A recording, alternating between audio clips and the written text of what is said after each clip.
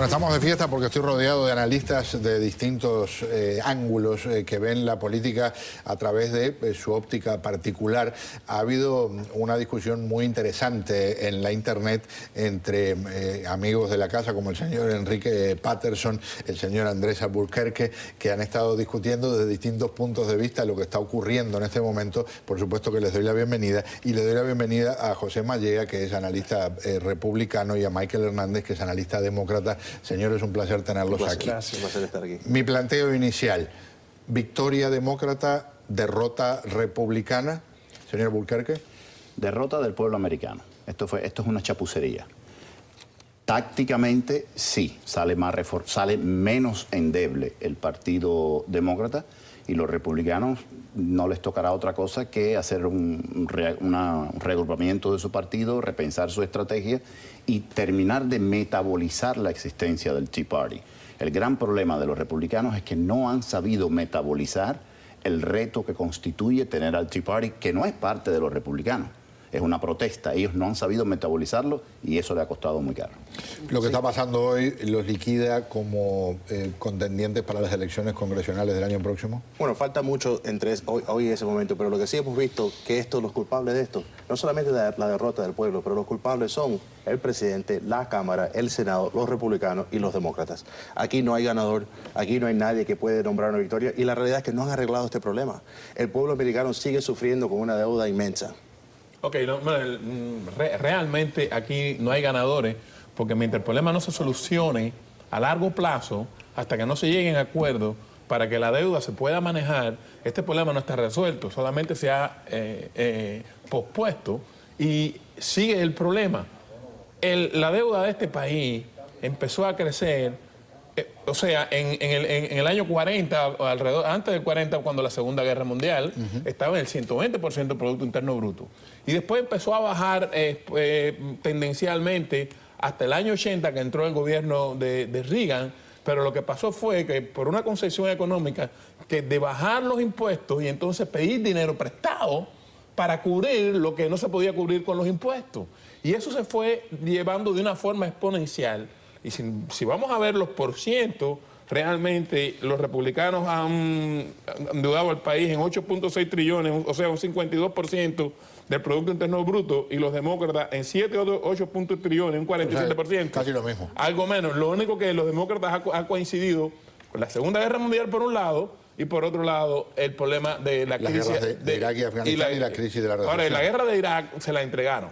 O sea, realmente este último aumento exponencial del déficit fue por la guerra de Irak, que era por una sospecha, y después, bueno, Obama lo aumentó. Ahora hay una deuda gigante, estamos de acuerdo. ¿Cómo se acorta esa deuda? Hay que acortar la deuda, indudablemente. ¿Cómo? Estamos de acuerdo en que hay que acortarla. ¿Cómo? Primero que nada, estoy de acuerdo con mis colegas republicanos y demócratas en la mesa. Al final del día... Estoy sorprendido. Nadie ha ganado. Hay consenso. Políticamente, y yo que trabajo con las encuestas, entiendo que políticamente, especialmente la prensa americana, va a preguntar quién ganó. Esta demuestra al final del día nosotros todos perdimos. Porque, y estoy de acuerdo contigo, señor, lo del Tea Party, porque al final del día, esto empezó con el senador Ted Cruz de Texas. Señores, te digo lo que dijo el senador de Tennessee, Bob Corker, que es republicano. No fui a la Universidad de Princeton, pero yo puedo contar. No habían suficientes votos. ¿Por qué llegar al cierre del gobierno? Vamos a sentarnos a la mesa. Los mismos demócratas han dicho, la reforma sanitaria necesita cambios. Los mismos demócratas. Vamos a sentarnos en la Cámara y en el Senado. Vamos a hablar de las leyes. Vamos a eliminar la deuda poco a poco. Vamos a hacerlo juntos. Pero esta no es la forma de hacerlo. Bueno, pero ¿cuál es la forma? Yo quiero saber qué idea hay que permita considerar realista que se recorte de una forma importante la deuda.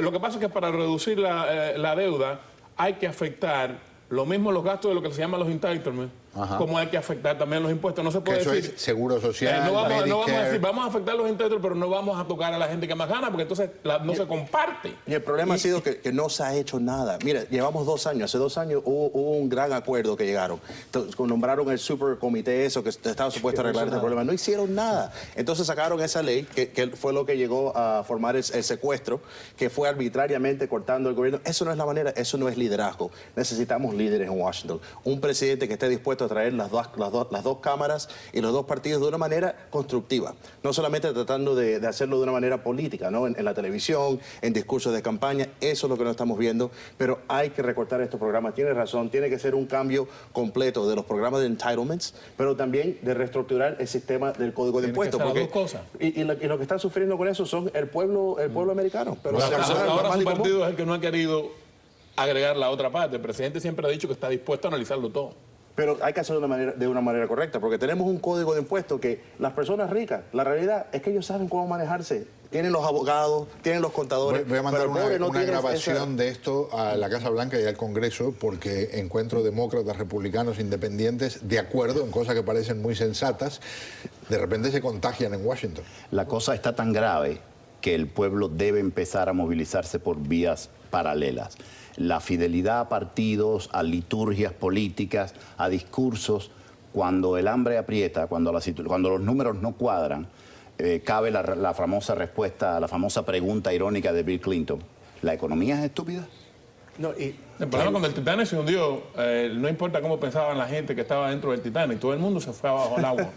es que Y yo creo que ya sonó la campana, ya dimos a... si pudiéramos tener una conversación con adultos en el Congreso de reformar el Código de Impuestos, Pedro, vas a tener entonces reformas no solamente para bajar la tarifa de impuestos para las corporaciones en los Estados Unidos, que creo que es el segundo más alto en el mundo. Absurdo.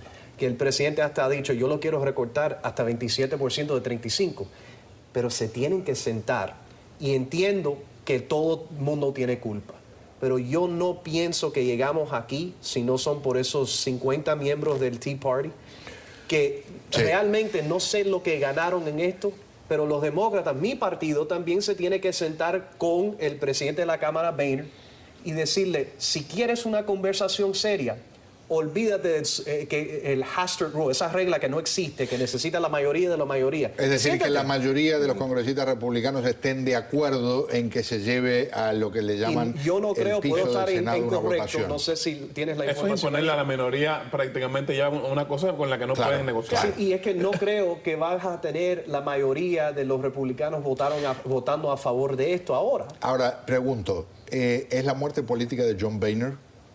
No, mira, yo creo que John Boehner es un político muy hábil y va a buscar la manera de seguir... ¿Es un golpe devastador para él? Es un golpe, pero la realidad aquí es que lo que el pueblo americano está buscando de un líder, que sea el líder de la Cámara, el presidente, es liderazgo. Igual que Ronald Reagan tenía una Cámara muy partidista, tenía Tip O'Neill, que era un demócrata muy partidista, pero ¿sabes qué? Cuando tenían que hablar sobre estos temas, ellos tuvieron un tema de posiblemente un cierre del gobierno, no lo permitieron, buscaron una solución porque estaban buscando lo que era el mejor interés del pueblo americano.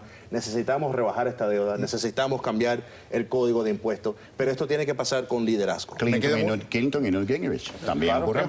Yo pienso que a él le ha faltado liderazgo para poder manejar la Cámara. A él le ha faltado liderazgo. Me queda muy poquito tiempo, planteo esto.